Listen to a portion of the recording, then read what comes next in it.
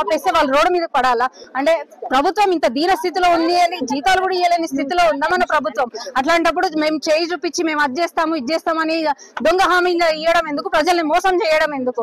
వెంటనే వాళ్ళకి ఏదైతే 2 నెలల జీతాలు ఏవైతే ఇవ్వలేదో అది వెంటనే చెల్లించాలని, అదే విధంగా వాళ్ళకి ప్రామిస్ చేసిన విధంగా హైక్స్ పెంచాలని, వాళ్ళకి ఇంతవరకు జాబ్ చాట్ లేదు. ఆశా వర్కర్స్ కి ఇష్టం వచ్చినట్టు ఎక్కడ పడితే అక్కడ వాళ్ళకి డ్యూటీలు వేస్తున్నారు. కొన్ని పంపించిన డ్యూటీస్ కూడా ఇంతవరకు వాళ్ళకి పారితోషికం చెల్లించడం లేదు. వాళ్ళకి వెంటనే జాబ్ చార్ట్ కూడా క్రియేట్ చేయాలని, వాళ్ళని ఈఎస్ఐ పిఎఫ్ లో జత చేర్చాలని, గత ప్రభుత్వం ఏదైతే 50 లక్షల ఇన్సూరెన్స్ వాళ్ళకి చేస్తామని చెప్పిందో అది ఈ ప్రభుత్వం కూడా అదే చెప్పింది. సో అవి కూడా వెంటనే వాళ్ళకి రావాల్సిందిగా మేము భారతీయ జనతా పార్టీ మహిళా మోర్చా నుంచి డిమాండ్ చేస్తున్నాం.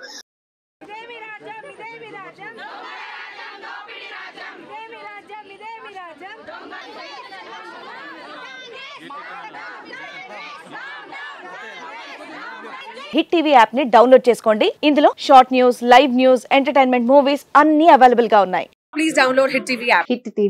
హిట్ టీవీ యాప్ ని ఫ్రీగా డౌన్లోడ్ చేసుకోండి.